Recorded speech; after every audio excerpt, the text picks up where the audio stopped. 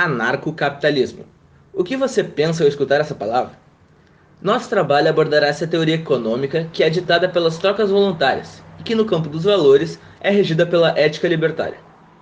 Nosso sistema atual cria a prisão perfeita de Napoleão, o pensamento de que o indivíduo está preso e não tem a menor vontade de fugir, aceitando assim o seu destino.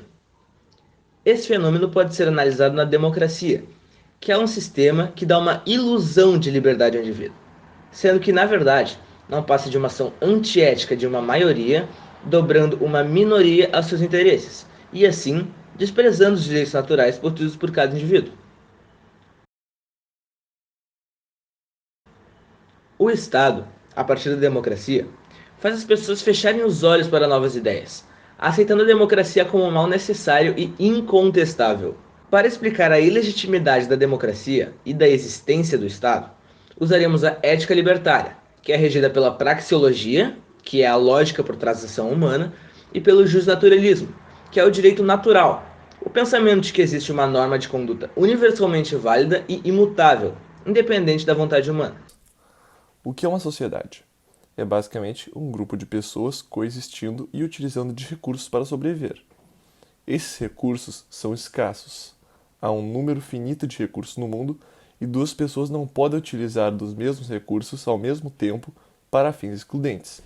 Daí surgem conflitos, mas qual é a forma correta de resolvê-los? Inicialmente, quando há um bem sem um dono, o uso exclusivo seria dado àquele que atrelar laços hereditários ou de trabalho a ele. Na medida que o indivíduo tem interesse nas posses de outro, nós defendemos que é necessária uma ética baseada no princípio da não agressão para resolver a situação.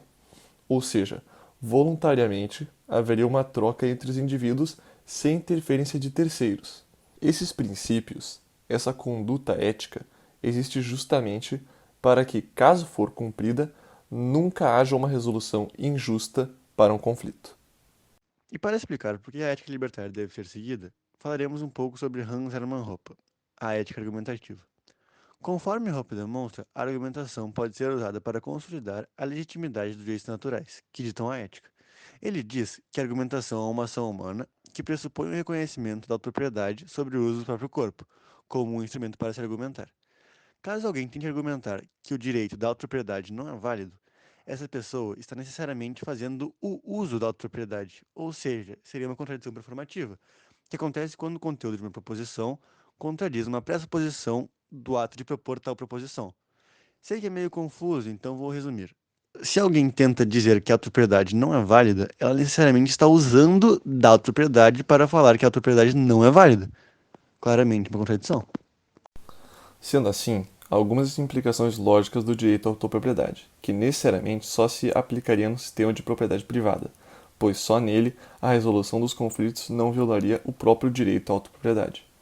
Murray Rothbard, no livro A Ética da Liberdade, explica os três cenários possíveis para a existência da propriedade. O primeiro seria uma propriedade coletiva, no qual todas as pessoas são donas de tudo. O economista mostra a inconsistência do sistema, pois, ao usar algo, seria necessária a aprovação de todos os outros integrantes da sociedade. Porém, no próprio ato de pedir, o indivíduo já estaria utilizando de suas cordas vocais, sem uma permissão prévia, o que configuraria uma violação da propriedade. O segundo cenário é o que se tem hoje em dia, em que determinados indivíduos têm o direito de se apropriar da propriedade alheia, o que eticamente já é descartável, visto que a ética é um princípio universal no qual todos deveriam ter os mesmos direitos. Já a última definição de propriedade é a única consistente, que é a propriedade privada, na qual cada indivíduo tem o controle exclusivo sobre a sua propriedade e que todos têm os mesmos direitos. A partir do que foi explicado, se torna evidente que o Estado viola os direitos naturais das pessoas, desrespeitando sua liberdade, propriedade e vida. Ao longo de toda sua existência, o Estado sempre se manteve a partir da expropriação de propriedade privada, a partir do imposto, que sim, é roubo.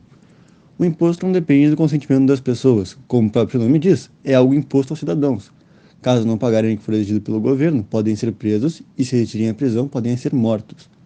Além de violar por completo os direitos naturais das pessoas, o Estado ainda distorce as leis econômicas, atrapalhando o empreendedorismo e, por consequência, o progresso civilizacional por meio de regulamentações econômicas. Mas então, o que tem o livre mercado de tão especial? Naturalmente, o livre mercado faz com que o preço dos bens diminua. por causa da livre concorrência e da constante inovação tecnológica, o que ocorre, pois em verdadeiro livre mercado, os indivíduos podem empreender livremente e disputar para o público consumidor, de forma que o preço baixo seja um atrativo para os compradores.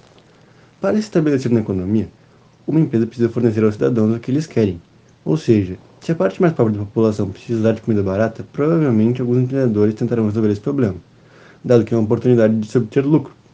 O lucro não é uma coisa ruim, como muitas pessoas pensam. O lucro é uma recompensa para a atividade empreendedora exercida por um indivíduo, que indica o quão benéfica essa atividade foi para a sociedade.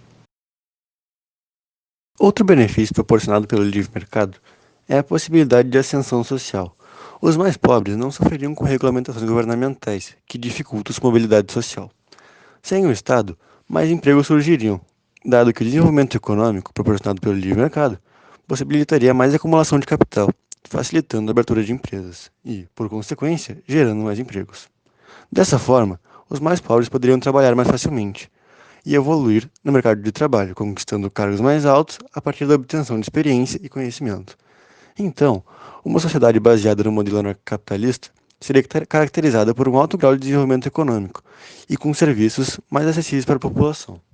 Outra importante característica de uma anarquia de livre mercado seria o aumento de salários, acompanharia a diminuição do desemprego. Com a abertura de novas empresas, mais trabalhadores seriam demandados, e quanto maior é a demanda, maior é o preço pago pelo produto ou pelo serviço que será prestado pelo trabalhador.